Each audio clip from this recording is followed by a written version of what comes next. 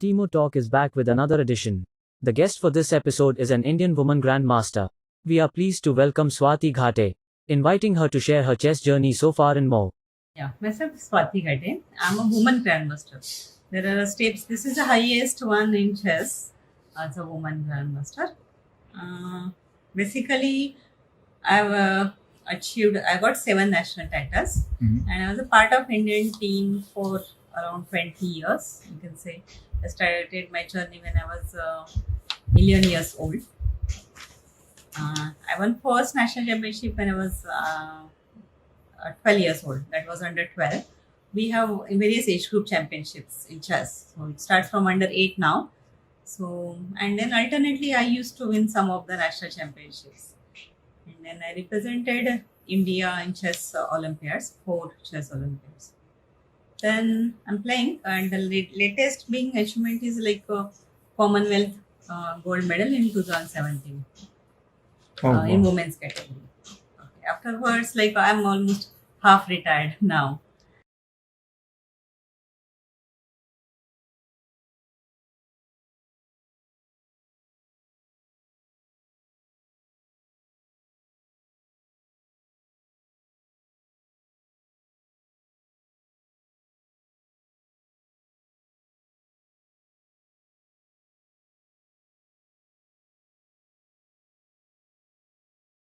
Actually, I'm basically from Sangli.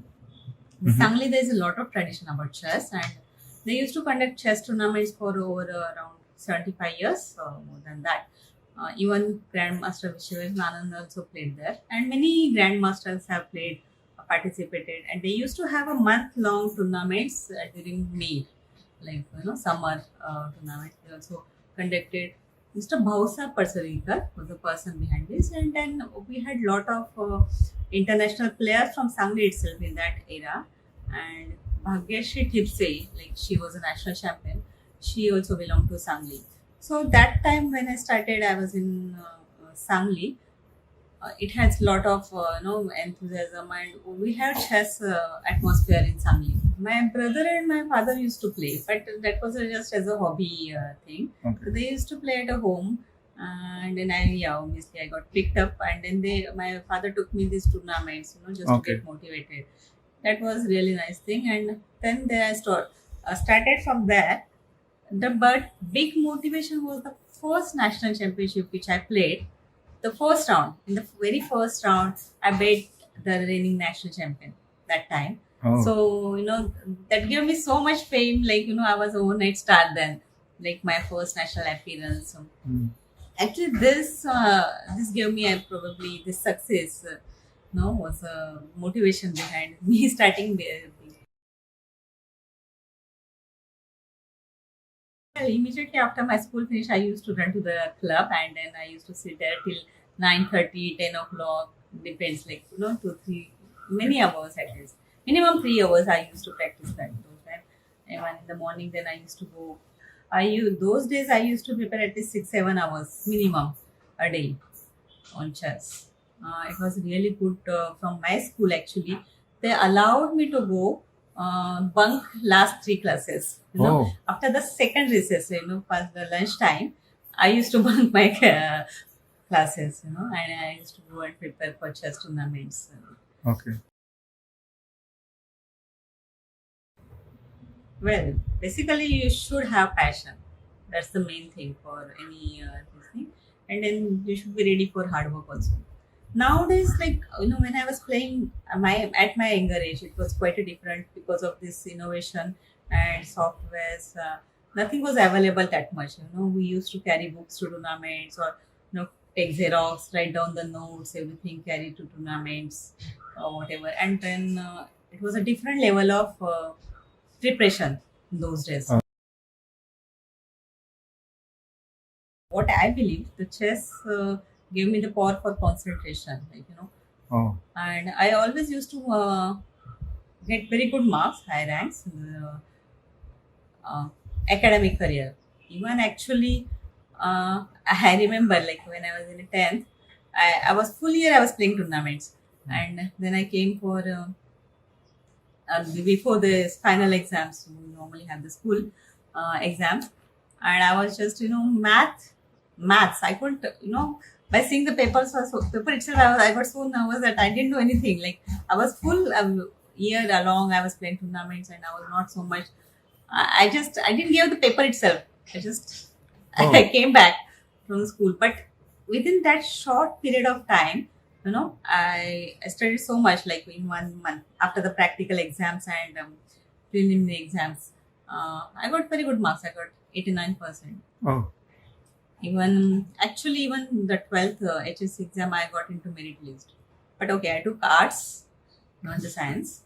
But somehow, okay, the it gives, of course, chess also develops memory also, and the concentration. Then we know, may not be fundamentals, might be so not great, but for that purpose, like I can concentrate very well on whatever I'm doing. Yeah, logical thinking, I can say it really develops a logical thinking, which can help in other areas. There are various steps before attaining this grandmaster level. There are different criteria. First of all, you have to play a rating tournament. We have a FIDE, which is a governing body for chess in World Chess Federation. And then, if you play a tournament, we play a good tournament, rating tournament. There we get a rating. This is like ATF rating. In each month, it changes. It can either go up or go down. Like if you play a good game against, or if you win a good game, if you win a game simple against a good rated player, for an amateur or novice player, you will get a 25 rating points after one win. And then it has some different slabs also by the rating wise. So first, of course, first step is to get rating. You have to get rating in international tournament. That can be, it may not be that all the international players should be there, but that should be recognized by this World Chess Federation body. It's a FIDE. And yeah, it is conducted everywhere, so depends. Okay. Wherever you feel comfortable, you play. Normally, the tournament consists of 9 rounds, 9, 10, or 11 games. So out of 9 rounds, if you in the first round tournament, if you can get 4.5 or 5 points, you get a good rating. And then you need to increase that rating. So the first starts at 1000. The rating nowadays starts at 1000. So to reach a grandmaster, you need to have 2500 rating points. Oh. And then there are various levels like titles. That is a candidate master, then FIDE master, then international master, and grandmaster. And after once you achieve this grandmaster, if your rating goes around about 2700, then there's for super grandmasters. There are very few. Of course, in India itself, we have 3-4 super grandmasters. Okay. So this Carlson and all these world elite players, they are about 2700 to 2800 range. So and to get to this title, actually, once you achieve, you have to get this rating. The rating criteria is very strange that it fluctuates. If you lose, your rating may go down also. It will decrease also, and if you win, it will. So each month there will be track on that rating points. And then there are non-tournaments where you have to participate. There are some conditions like you should play at least 5 federations. Means the federations in the sense 5 countries players you have to play, and then depends on their rating. There is a different criteria how many points you should achieve to get a norm, and then you should get 3 norms for title. So that's how you get a title, grandmaster title. Yeah, depends on position. Sometimes there are many sub branches. Like if I play a move, opponent have 3-4 options. Therefore, each 3-4 options you have to think, and for that also they may have 2-3 options. So it's like a tree. So branch, many branches like that, and then you have to calculate. But we generally tend to see at least minimum 6-7 moves at a time. Well, myself, I am having around some 300 physical books. There are different games. Yes, we have around the Strategies, you mean to say, how to we move have out. many, like we have ending, different parts of the game, and then some techniques on some combinations on the openings, and the games of course played by the world champions. So different strategies, yes, but a Okay. different perspective you can see by Okay. different authors. We visualize and we try to understand that what we can get, what we can do and play in similar type of situations. So we just try to learn that, and if the same question, if some type of question we can arise on the board, we can use that, or it just might be a combination of different strategies also. So we Okay. just try to learn that, because sometimes what happens now, the time control is getting very shorter. It's like a T20. Oh, Previously we used to play 7 hours game. So nowadays it is just 4 hours game, or sometimes it's just a 15 minutes game also. The last national championship it was online. It was just 15 minutes game. So in a shorter duration, now you have to take a decision on the board, and you don't have that much time to reflect upon all the intricacies of the moves and planning and everything. So that's what you have to. That's where the home preparation comes in, and it helps. So nowadays the home preparation has got more value than actually playing in the tournament.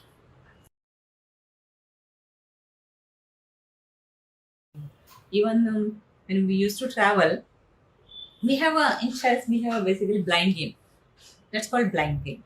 Like we just play visually. We don't use chessboard at all. We just play the full game in our mind without Oh. seeing the board. No, which we say verbally. We say the moves verbally, because there's a Okay. chess notation, right? We have to With write the the- chess games when we Okay. are playing. Nowadays, these digital games are there, but of course, somebody has to write, and of course, they will see the when there is some query or some dispute or quarrel. They have to see the what notations we have done. So, and then they verify arbiters. So we have to write, but here what we do is we say verbally, I play this. The opponent says there might be some illegal moves, but we used to do this and enjoy.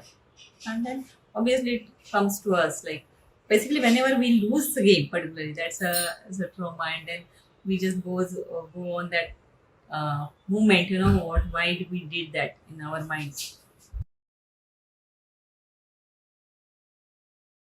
Yes, chess psychology. There are many Psych- books on chess psychology. Oh, Yes, we generally predict what even many.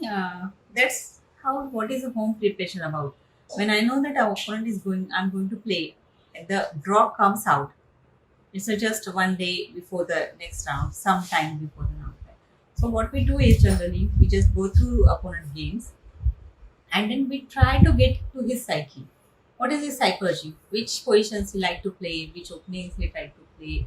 What is his preference? And everything. Even the attitude. If you have seen Carlson playing, you can see his attitude. He has tremendous attitude. I mean, this is attitude in the sense confidence. okay. The way he will play, as if even if he has blundered, he won't show up. Okay. He's made a mistake, but it won't show up as if his body language. It will be like as if he's winning. Oh, So this everything matters. Yeah, actually, it requires a tremendous hard work nowadays. At least 7, 8. There are students. I mean, there are players who are doing equally well, but of course those are exceptions. But you require a lot of dedication for this. Actually, there were a lot of job opportunities. I can say where nowadays because it has become a stagnant. A lot of petroleum companies normally they recruit, even railways, but the banks they have stopped recruiting players long ago. So nowadays very few choices for the jobs. okay. In we have a lot of sponsorships, scholarships, or from this petroleum, and they have another stipend type of motivation schemes. But jobs nowadays, because what happens that every petroleum consists of 4 to 5 players that makes a team. So they have already recruited those many players. Okay. So they are coming. But the another thing is good part is that now there are many tournaments like we are having conducting. They are going globally also. everywhere, and that's how they can survive even on chess. They can earn. As a professional, on a prize money also. Okay. No, we have many prizes. Categories, Yeah, so- many prizes also. Okay. Even we have this rating category prizes also. In this rating group, if you win a prize like 2200 to 2300, the best players in this, best performing players. So like that, women's category, many prizes are.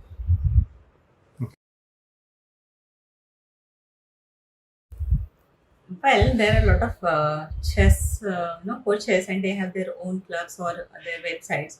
So they, among them, they conduct a tournament. We have a lot of websites where we can just play online. In Pune, as such, they had started at Deccan Club, this chess club, so where people can just come along and play the tournament. That's what I'm trying to do it in Watford also. Mm-hmm. We are trying to plan some chess club or some activity where they can meet and play game.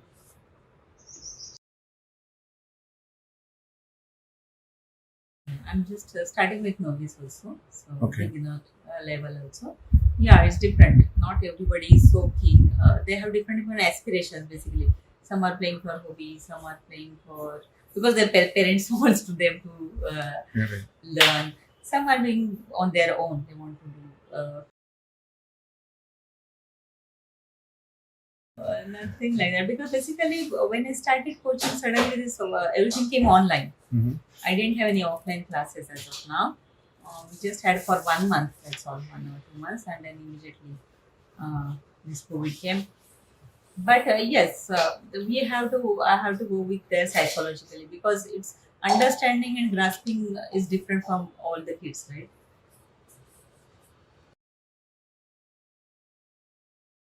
The first, of course, first national championship is always good. When I won my first national championship, and then when I came back home, I was just 12 years kid, and then we had a very grand ceremony at my school, where Oh. I was, given a great felicitation. And I was sitting on a stage along with the principal, and that had my one good memory. Then the first Olympiad when I played along with Anand.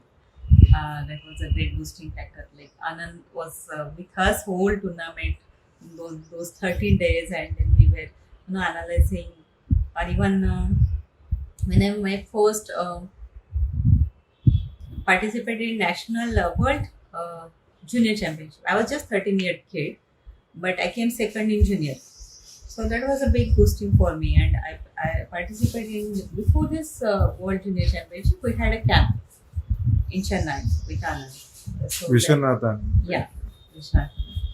So it's called as Vishi Okay. chess, and yeah, those were great memories.